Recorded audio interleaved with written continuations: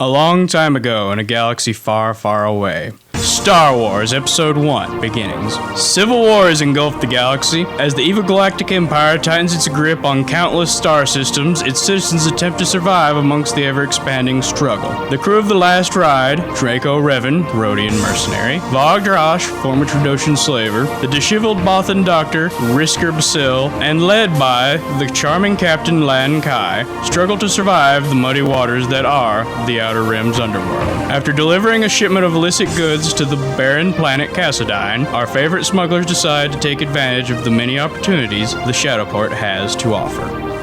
First episode of the podcast, we will go ahead and roll our destiny. We will not roll for obligation since it's the first episode. So let's go ahead and go around the room. We'll start with Commander Cody. 1 dark side.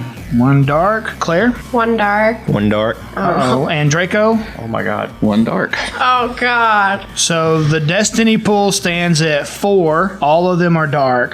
Jeez. Force is not in our favor. The force is not in our favor, right? After arriving or delivering your cargo that you're pretty sure was illegal spice, you smuggled it into Felina, which is a city on the planet of Cassadine. It's a barren world that has been strip mined. So you have a couple of options as the sandstorm looms in the not too far distant. I mean, you guys have probably a few minutes to either get back to the ship before it hits or get into the tents, however you want to do it. Your sole purpose in coming here is to scavenge anything of usable value that you can return to the mining company's primary office there in Felina and remain alive at the same time, because we know there's 3 hostile things out here, potentially hostile things. You know, 1, you got the sandstorm that's coming. Number 2, you know that other people could potentially be out here trying to scavenge the same kind of stuff you are, and they may not take too kindly to what you're doing. And number 3, and probably the most important, is the indigenous peoples, the species that dwell here, which are the Scorn, which are the reptile,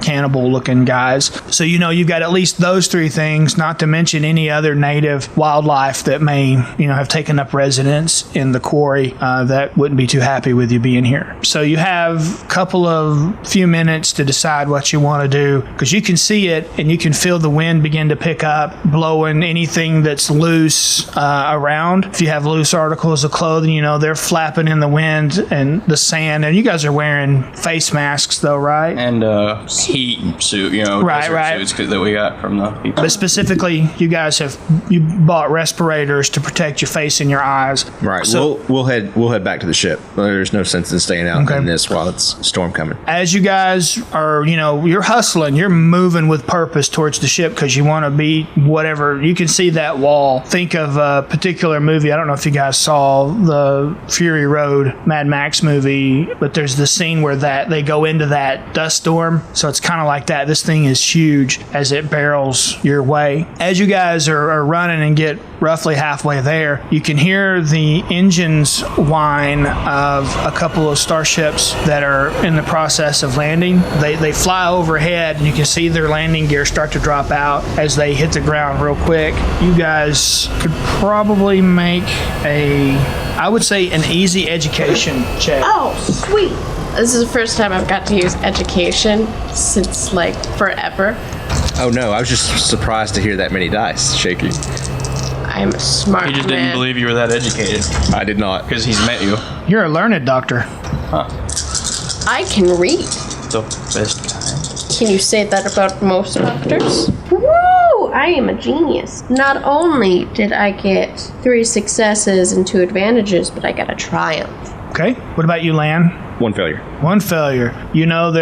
Those are starships. Those are definitely starships. Yep. Draco? 1 success. 1 success? I got 2 successes and 2 threats. 2 threats. I saw what I was supposed to see, but I'm just so stressed out and frustrated because we should have gone into the hole. Now the competitors have got a step ahead of us. Right. Yep, true that. And, you could have landed your ship down in the strip mine had you wanted to, because it's big. I mean, they've got big earth movers that the ones that are left are down there. Well, now that it is a strip mine, that's what we would have done. Right, because you can be down there, which you would see the clouds and stuff start to loom through the opening of the strip mine. But you can see the ships starting to land off on the other side of the strip mine. So the failure, of course, you have no clue. You know they're starships. You know they're probably freighters. Steve, you got one success, and is that it? You just straight up success? Okay, so you definitely know that those are freighters. They're freighters very much like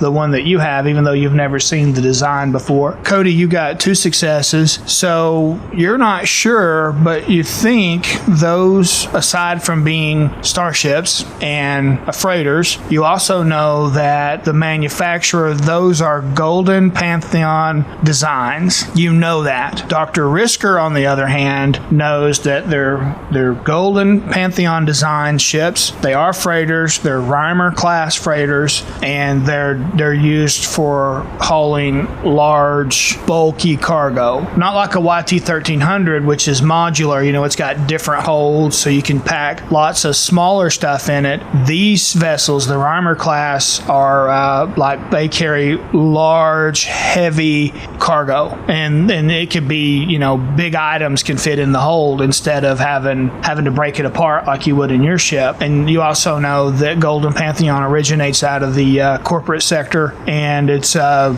rising star in the starship sales industry, especially once they acquired the celebrity Yulental, especially once they acquired him as their CEO. It brought a certain celebrity endorsement, and it's really kicked their sales up. So these ships are not new. They do not look like they just come off the assembly line. They're about as rough and worn as yours is. They have, you know, patches of different colored plating on them where they've covered a hole or, you know, something. You can see a lot of carbon scoring too, even from down here as they land. But all they do is land. And you guys have just enough time to get into your vessel and get the door shut before the storm hits. Now, being down deep in this enormous strip mine that probably goes, you know, hundreds of meters deep, you're shielded from a lot of the really bad part of the storm. But as you're looking out the windows, you can tell that you guys made the right decision not getting in the tents, because you can see the tent whip by in the air as the wind picks it up, and one of them actually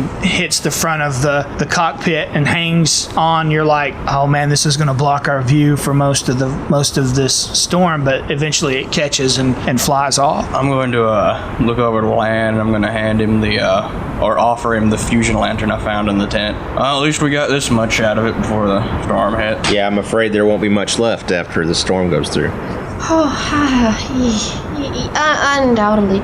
Did you see those ships? They're meant for this kind of thing, you know? I mean, they're going to take a lot, but they're probably just here to scavenge the parts rather than look for the people that are lost here, though. It's probably true, as I don't think there was many parts left for them to scavenge, truthfully, here on site.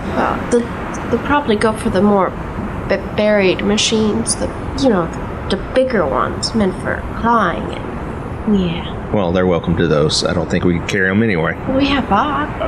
It's not a matter of moving it, it's where would I move it to. Our vessel isn't designed to carry something of that size. We'd have to dismantle it and put it back together. That's assuming that we have the knowledge to do it and that all the pieces are there for it to be worth the trouble. I can fire up the turret and eliminate anything for them to take out of here if you want me to. That'll get them out of here. I don't think it's necessary to get to that point. I think this could probably be solved a little bit more diplomatically. Okay. Yeah, we're not here to cause trouble. We're here to, improve our fortune and, not make more enemies than, kind of already have. I just don't like them being here. We were here first. Well, we'll be sure to point that out to them, Draco, when we talk to them. So we'll wait out the storm. Okay, there's a couple things that you can do beforehand. being a relatively experienced crew of a freighter, you know that every vessel, as long as the engines are running, transmits its transponder signal, which gives you some information. It tells you who owns the ship. It tells you the name of the ship, the primary purpose. There's all kinds of information that it transmits. You know, is it a registered freighter? Is it a registered transport, personal transport? Is it, public transport? It's all those kind of things. Both these vessels would be transmitting that. And would that be a computer? It would check? be, and it would be an easy computer's check. Don't look at me. I can't type. 3 fingers. You have frog hands. That's what it would be like. My fingers get stuck on the keys. 1 success and 1 advantage. Oh, nice. So, do you have? First of all, let me tell you what the successes do, and then we can come up with how you want to spend your advantages. With the successes, both vessels are transmitting. You know that the first vessel is called the Corsair, and the second vessel is called the Reaver. They're both registered to the same guy. His name is Talos Kiza. And their primary purpose is registered as just cargo haulers. They're tramp freighters pretty much like you, which questions why are they here other than scavenging. Okay. With the advantage, would I be able to learn more about that particular type of vessel, their capabilities? That pulls up with the schematic? Sure. So they're comparable to the Wayfarer. I think that's what it's called. The other vessel that you guys can choose. Yeah, Wayfarer. They're comparable to a Wayfarer in that they're heavy bulk cargo haulers, but and they go armed. They're slow, they're methodical, they're tough. And the Golden Pantheon is into the same mentality that the Corellian Engineering Corporation is that they want their vessels to be modifiable so as to promote sales. These two vessels are heavily modified in the fact that they're more heavily armored than a typical vessel. And this could come from you and Dr. Riskyr talking about it, since Riskyr knew so much. Him going, these vessels do this, this, and this, because for some unknown reason he knows more about these things than a doctor should. Maybe he's just well read, I don't know. Excited about telling you too, because he knows so much about it. Right, but also there's been a lot of aftermarket weapons added. So these things go very heavily armed for a typical, even more so than a typical civilian vessel. It's really odd. Yeah, that's really peculiar. I mean, they don't come with weapon schematics like these. I mean, why do you think they've attached those? I mean, they really shouldn't even be here when you think about it. Well, if I could afford to attach those weapons to my ship, I would have too. It's a dangerous place out here on the road. It's just so far out here too. Well, they must have just prepared for the scorn and stuff, right? I mean, that's sure. The scorn or any other danger. There's a lot of them out here. Where did they land? Did they land inside the strip too, or did they land on the top? The strip mine is large. It's probably the equivalent of 8 city blocks in diameter. So it's huge. And there's lots of abandoned equipment just left sitting around. And what they've done is they've strip mined down. And once they got down to the point to where they are now, they started drilling into the walls of the mine so that they could mine in each direction as well. So there's like probably 3 or 4 different cavernous openings that they've put tunnelers through and drilled on. So this thing's pretty big. Now these guys land in relatively close proximity, but they're still a good ways out where you couldn't make out any identifying marks, but you can tell that they're heavily armed from this distance. Like you can't see people sitting in the cockpit from here. You're too far away, but you can see that there's different colored plates. There's added weapon mods, added missile tubes, that kind of stuff. I mean, these guys are very heavily armed for tramp freighters. Looking at it kind of makes me feel bad about our ship, doesn't it? Well, we're scrappy. I wouldn't feel bad about us. We've pulled through a lot. We don't have those kind of gear, those weapons or defenses or that big of ship. Of course, we don't go around calling ourselves, what'd you say it was? The Reaver? That don't sound like somebody's traveling around to make friends. Well, let's see. I'll turn on the communicator. Contact. Okay. So, as your vessel establishes contact, are you reaching out to both of the two vessels, or just either one? We'll say both. Okay. You can. The indicator tells you that a connection has been established, so communication is now open. But at this point, there's no conversation from them. This is the last ride. Contacting unknown vessels. A voice crackles because the sandstorm is playing havoc with communications. He doesn't cut in and cut out, and it's not choppy or anything. You just hear a little bit of static in the background that kind of comes and goes. And he says it's rough, but it's a little I don't know. It's the thick accent. And he says, "This is Captain Ozala of the Corsair." Captain, this is Captain Lan Kai of the last ride.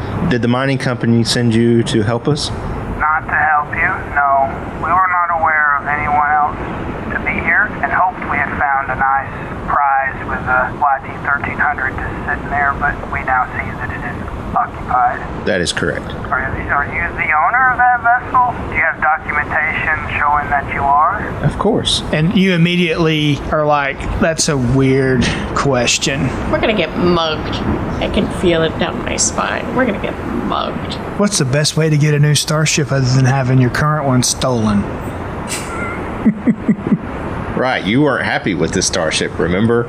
Yeah. Whoa, this is Claire talking. You brought this down on us for bad mouthing. You cannot bad mouth our ship while we've got 4 dark side points staring back at us. It was Riskyr, not me. You're just begging for doom to come down upon us. Aww. Yeah, and I'm going to try to make sure that the initial destiny pool sets the overall tone for the story. Great. We're in trouble. All right, We are definitely in trouble. I spend a dark side point to send a meteor on the Corsair. I force lightning, Dr. Riskyr. With my frog toes. Felt really good. I think I'll do it again. I know why the Emperor likes it so much. Nice. Captain, that is kind of a strange question to be asking, but we are definitely willing to sit down and talk at some point after this storm. But I can assure you, this is my ship. My documents are in order. Tell them we're well armed.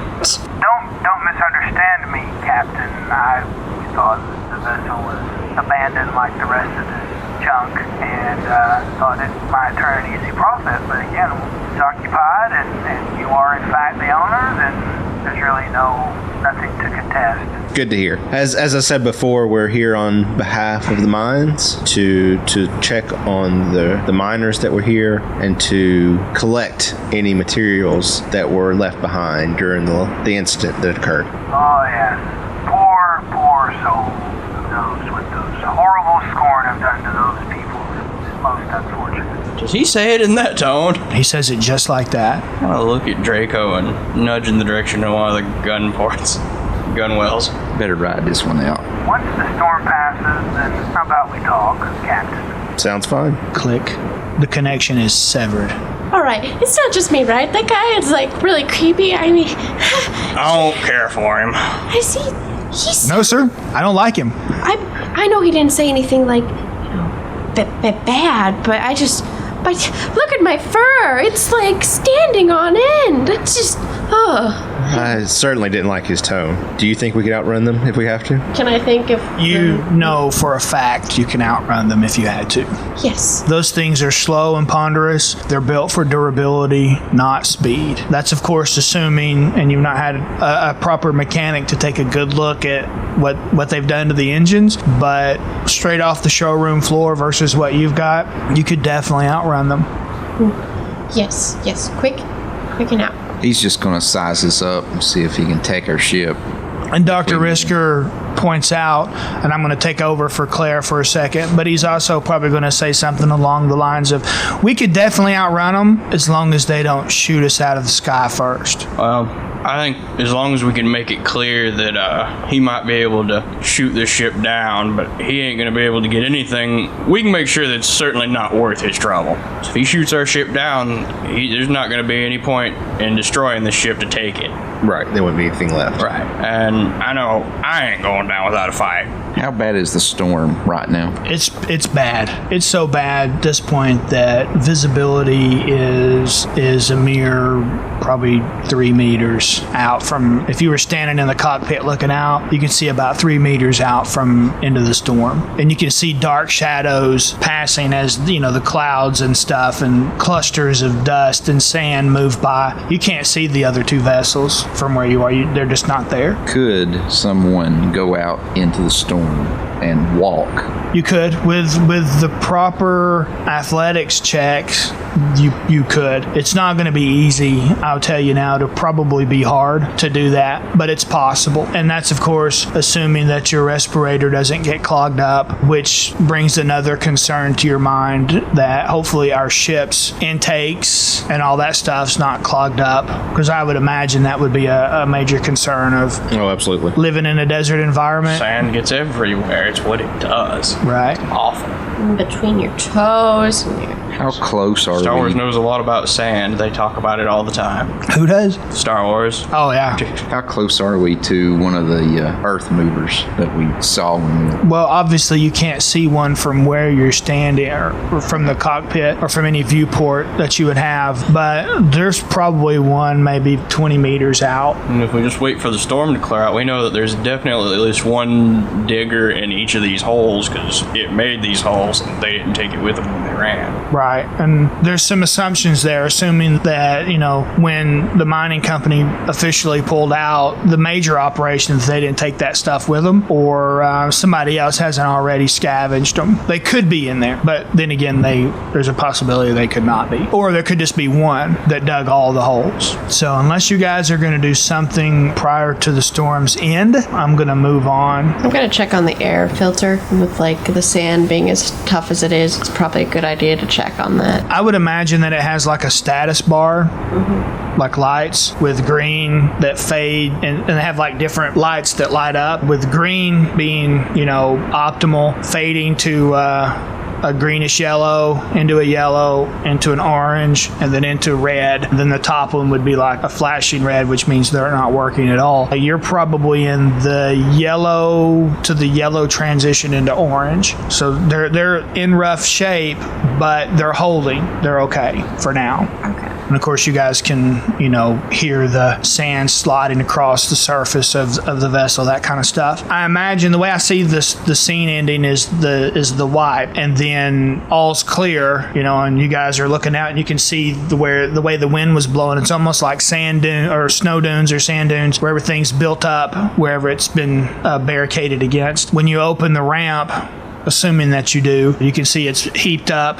And the way the wind was blowing, and it's just everywhere, because like the YT-1300 have those ridges and those where it's around the center of the ship, so sand's built up in there, it's piled up on top. The top of your vessel almost looks smooth on one side because the sand has filled all the little crevices of the ship. And you can see the earth movers and the other vehicles like that. Can we see the other ships? You can at this point. You can see that I'm not going to say a crowd of people, but probably at least 6 people have begun to gather outside. And from your distance, you can see one guy. He looks like he's holding something about the size of a basketball. You can't really tell what he's doing, but he throws it up into the air, and it goes up about probably 3 or 4 meters above him, and then hangs in the air, and then starts to move off. And it does it goes all around the parameter, which you wouldn't see it do that, but you're assuming that it's doing that because you guys are most likely going to walk over and talk to these guys guys, or at least communicate with them. But you can see them; they're sending out at least one probe. Okay, I would like to wait until they move a little closer towards us. I don't want to meet them right outside their ship. Sure. So, who's still inside the last ride? Because I'm assuming Lan obviously stepped out. Who else stepped out with him? I'll step out with shield bound to my arm, ready. Okay, so you have your shield. And what about you, Draco? Yeah, I'm going to head over to the closest earth mover and just see if it's still functioning. Okay, and what about you, Riskyr? I'm a cower in the ship. Okay, where are you cowering in the ship? You in the cockpit or? Yeah, I'll stay in the cockpit, Okay. just kind of watching to see what's going on. You know, it probably has like a comm link to Lan too, right? So in case anything goes south, and it will if our destiny points tell me anything, I'll be there. Okay, so as you're in the cockpit looking out, you're clutching the comm link rather intensely out of sheer terror. The communications signal on the instrument panel there before you lights up, and you hear a little alarm letting you know that someone is trying to establish a connection. Oh no, I didn't think anyone other than Lan would call me. I hate phone calls. Okay, which button? This one. Now, you hit the flashing button, and you hear a voice. The windshield wipers, come on. you hear a voice going, This is Captain Ozala of the Corsair, crew of the last ride. We are prepared to talk. Where would you like to meet? You want us to come there? You want to come here? You want to meet out in the middle somewhere? One moment, please. and you hear when you say that, on the other end in the background, you hear kind of some chuckles, and you hear somebody say, They said, hold on, please. Jeez. I'm so sorry. Oh, well. I click, and I'm trying to get in contact with Lan through the comm. Does he pick up? Yes, Doctor. They want to know where to meet. In the middle, at their ship, I mean... In the middle. In the middle? Yes. Okay, I'll tell them that. We're making our way there. Okay. Bye-bye. Hang up on you. Captain Lan would like to meet in the middle. Copy that. Copy what? click. Very good. All right, so Draco, you're back out in the sun, scorching heat. You make your way to one of the earth movers, only to find that it is not functional and the engine components have been removed long ago. And anything else that looks like it, like all the controls in the pilot, the cockpit, so to speak, like all the buttons have been removed. Anything that looks like it's of remote value or usefulness has been moved. Like the leather from the seats have been stripped. I mean, it's just crazy. I will head back to the ship and get the turret ready. And then you two, Vog and Lan, make your way to the center. You get there, I mean, you can see a group of people approaching. There are 4 of them that come out to meet you. The one who leads he stands out front. He's a Weequay, but he doesn't have that long ponytail thing. His is completely lobbed off. One of his eyes is completely missing. It's just gone. The other one is pretty sharp. His face is pretty scarred.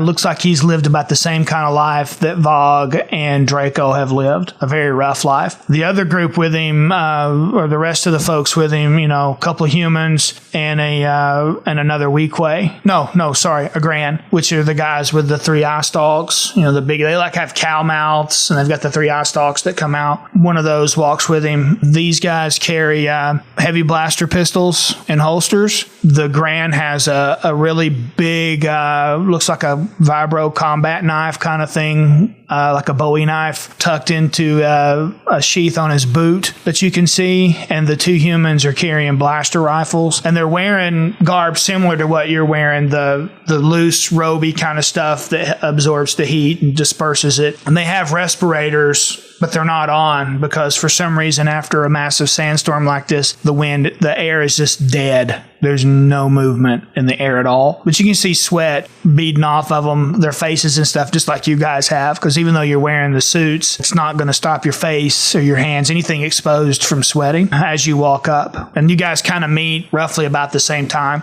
The two guys with the blaster rifles, they kind of hang back, so they're not right up in your face, but the Gran and the Weequay they approach. Gentlemen, pleasure to meet you out here today.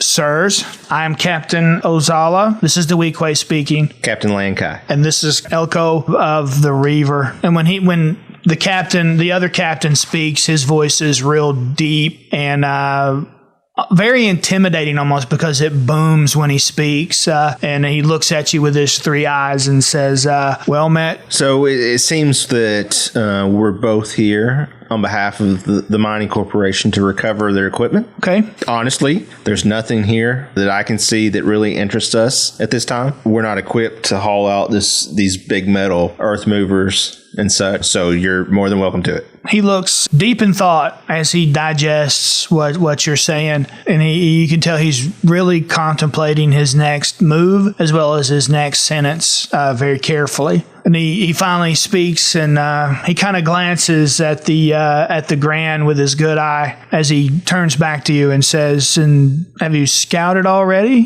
Have you taken stuff already?" No, there was really not that much here when we arrived that we could handle. I think at this point we're just going to go see if we can help those miners. Are you willing to help us with that? No, not at all. And that's a pretty sinister thing. I mean, he just says it like, did you pick up milk today? No, I didn't pick up milk today. It's very...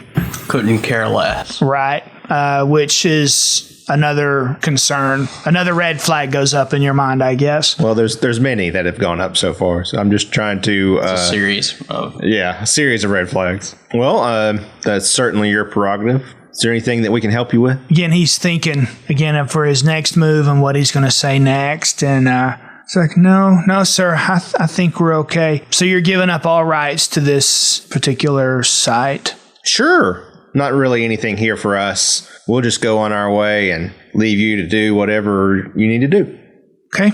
He looks...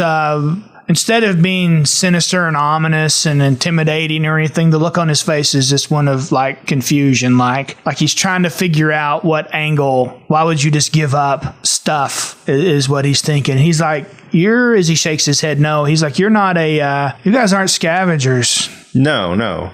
We're not scavengers. We're merchants, and we haul freight from time to time. If you're ever interested, the last ride is always available. Interested parties. Oh, well, I mean, we've got tramp freighters, and he gestures with his thumb back behind him at the two ships that are sitting there. We can haul cargo. Oh, that I have no doubt. But sometimes you need, a small crew with a small freighter to get from place to place. You're talking about being discreet. Absolutely. Interesting. And you can haul people? Certainly.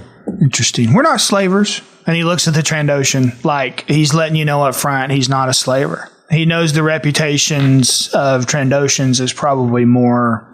We are slavers. Trandoshans tend to be. Right. So no, nothing like that. But sometimes we have a need to get people into places discreetly or get people out of places discreetly. So Captain Lan of the last ride, we may be able to do business someday if the need ever comes up and you're available. You're new to this area. Yes. Me personally, sure. And your ship, right? Yeah. No. Your ship's been here before. Well, not with me on it. I can't say what the previous owner did or did not do with the ship. The last ride has been here before. Oh, okay. Many times. I think a regular. If you say so. Yeah. Right. So I look forward to the day that we can help each other out. Me too. And he just kind of smiles. Me too. Let's get to it, boys. And they turn and walk away. The two humans in the Gran get a good ways out, and the Weequay is right behind them. But he stops, a little ways out with them, and they keep walking. He just kind of looks back, over his left shoulder with his good eye. He looks back at you guys, and then you can see him glance back at the last ride, and then he turns and walks off with the group. And you can hear them talking, but you really can't make out what they're saying. So I thought about it. I decided I hate that guy. I most definitely hate that guy. But we're a little outmanned here. Specifically outgunned. Yeah. A few credits from some scrap iron is not worth dying for, I don't think. No. We'll get back to the ship. I think we may have lost our rights to this particular job, but maybe we should help find those miners. Maybe we could get a reward for that. Yeah. I mean, well, not really. I mean, we would be saving their life, I mean, that should be reward enough. But yeah. Yeah, that's exactly what I was thinking. Yeah. Wonder how many they got on their ship. A lot from what I saw of those, like, when they came out, all like angry looking. There's like 1, 2. There was a lot. You saw at least 6 people down there. Right. What's normally the crew complement for those types of freighters? I believe it might be 6. Each? Yep. And they had heavy blasters and rifles. Yeah, scrap iron's not worth that. I wasn't thinking about the scrap iron. I was thinking more about 2 ships, but We wouldn't be able to man them if we could. 6 would be a skeleton crew. Mm-hmm. They would actually could be up to 10 crew members on each ship. yeah. So I mean, we're not staffed enough to get one from place A to place B. And it definitely wouldn't be worth the trouble. There's too many of them. The chances of them turning our ship into a pile of slag is too high. I say maybe we go over to the farm that the mining company had mentioned to us. The miners had last been seen close to that. Right, the Malvo farm. Sounds like a plan. So we'll fire up and fly all over that way.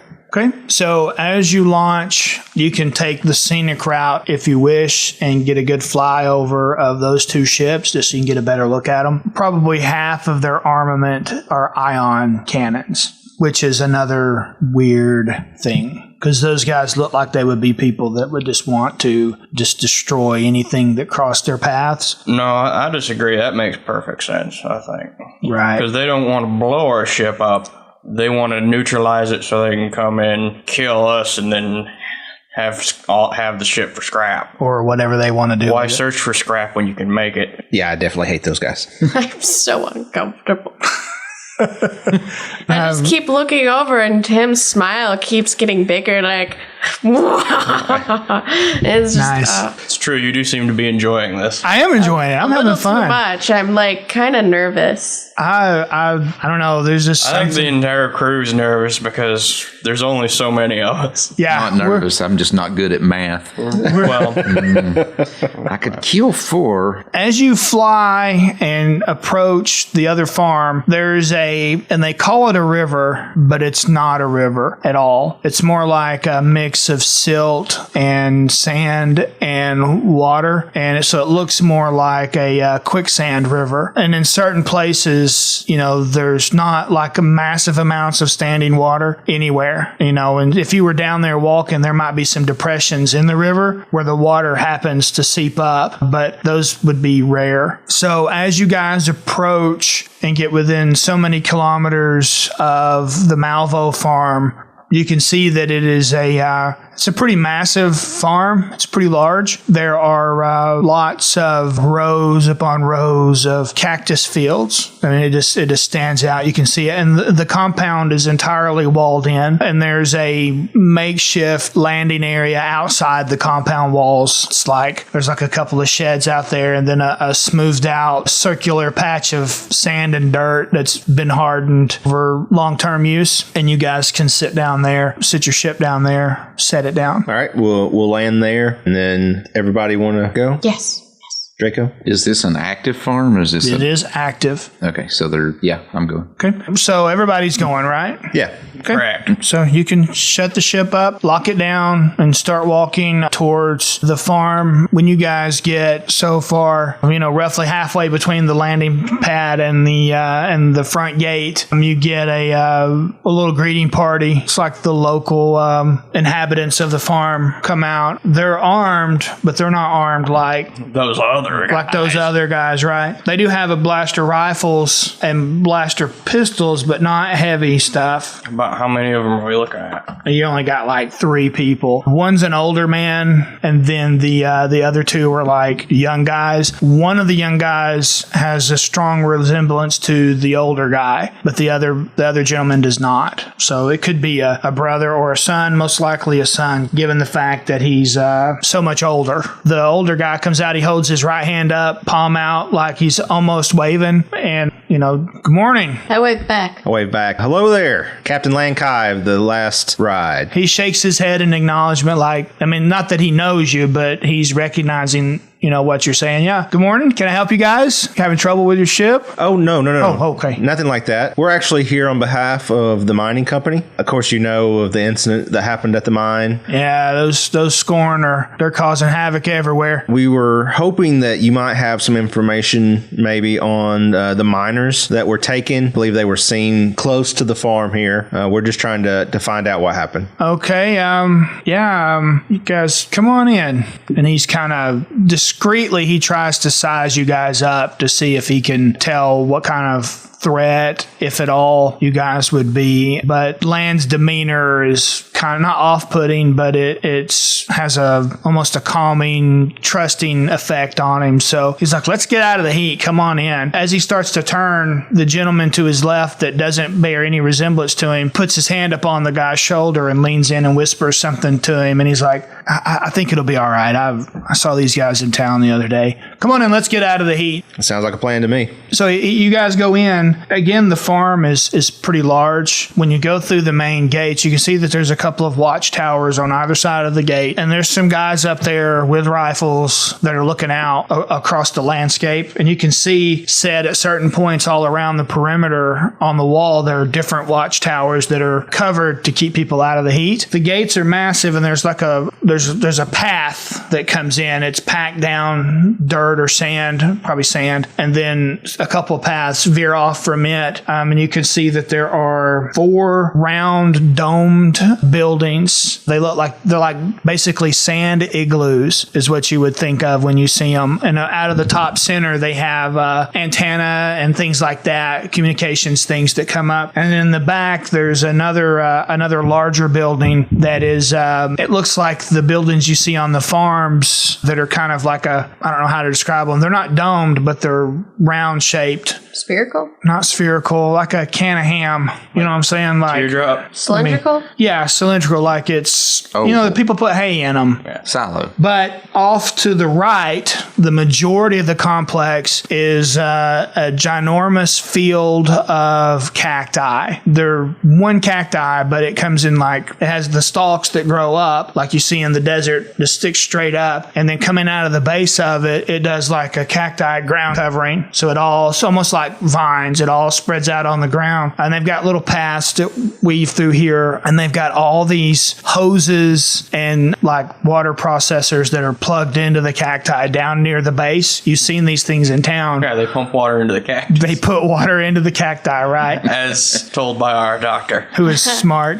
Yeah, definitely. IR smart. And you can see that there's like workers out there, and they're wearing these thick, almost rubber pants with suspenders, like you would see people that go fishing wear to go down into the water. But they're wearing those to walk through the fields. And the boots that they're wearing and the pants themselves are one unit. So when you take the pants off, the boots come off with it. And you assume that's for protection against the cacti. Some of the cacti have these real pretty brilliant colored flowers that go from a dark, deep, rich blue, and then some of them pale out to a real almost sky blue kind of color. Well, this is quite the little place you have here. I've never seen a farm like this. Yeah, his expression goes from jovial to suspicious for a second. Be ashamed if anything were to happen to it.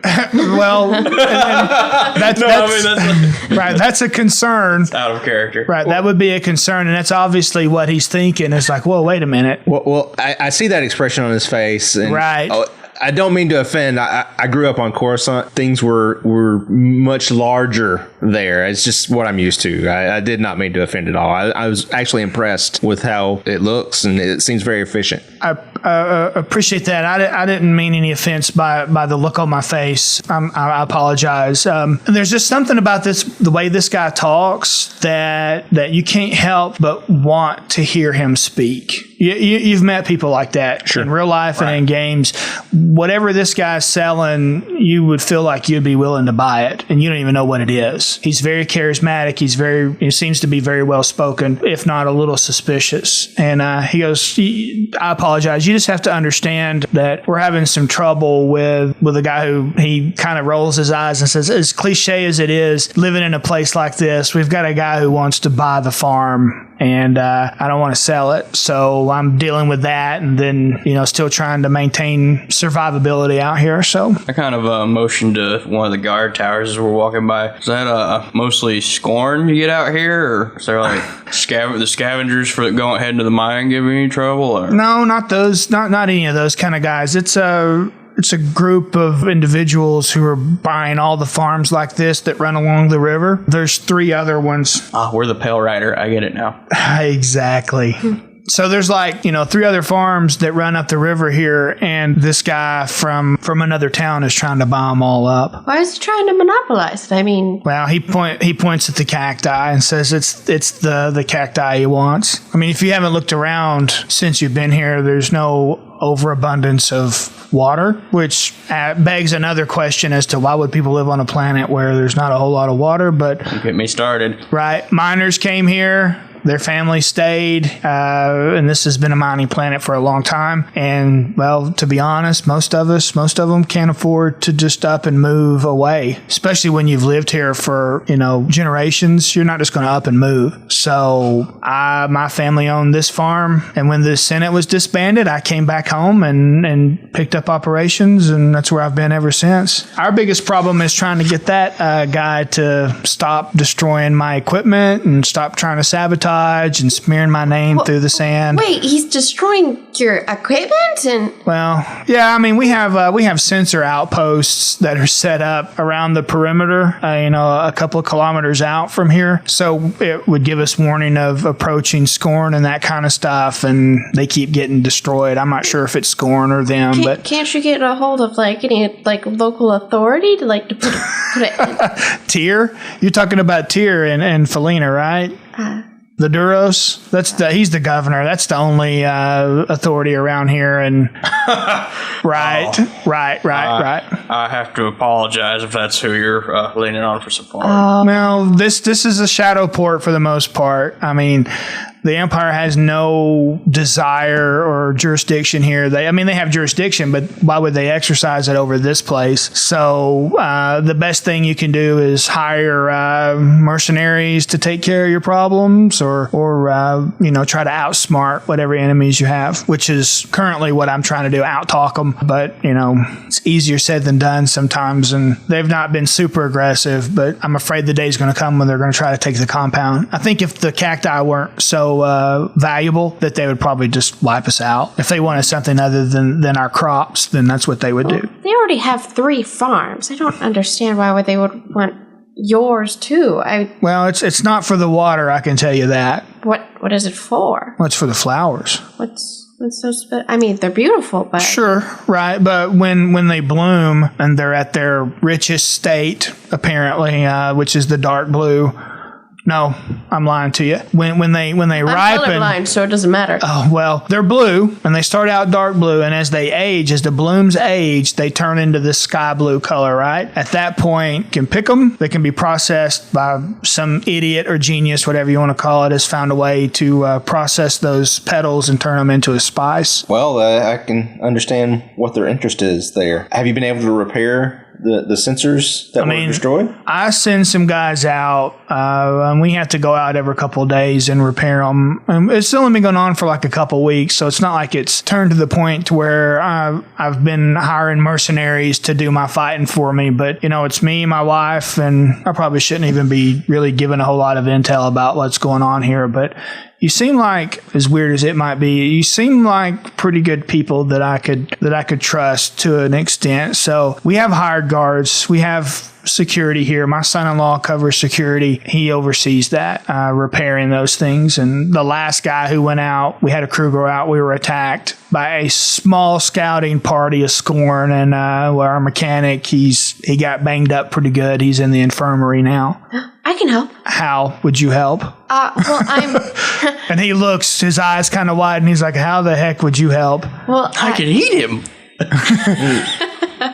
Lick his face, bedside manner. I'm a doctor. This is what I do for a living, so I can totally help patch him up. I mean, if that's okay. He frowns and cuts his eyes at Vog like... It's not as bad as you think. He actually is a good doctor. He's rubbish at everything else, but he's a good doctor. Just good people. I'll pat him on the back real hard. Almost knocking him down. He stumbles forward as you put a big meaty hand on his back. Oh. And he goes, well, yeah, sure.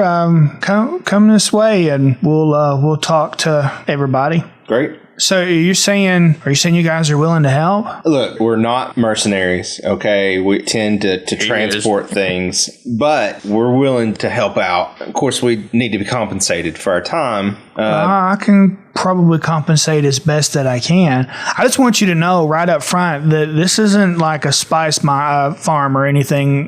I farm water. It's a hydro farm. We just do water. We don't do any of that illegal stuff. Well, it's not really illegal around here, but in certain parts... So what do you do with your flowers? Nothing. I'm not in it for the flowers or the spice. We're in it for the water. We sell our water to town. What we don't use. I mean, we obviously use it, but that's the best and only way to get any real water out of this place. I mean, we've tried the moisture operations, but it doesn't pull enough water from the air. The place is so arid that we have to pull it from the depths of the planet, whatever's seeped into the ground. And the cacti are the best way to do that. Well, I think a waste.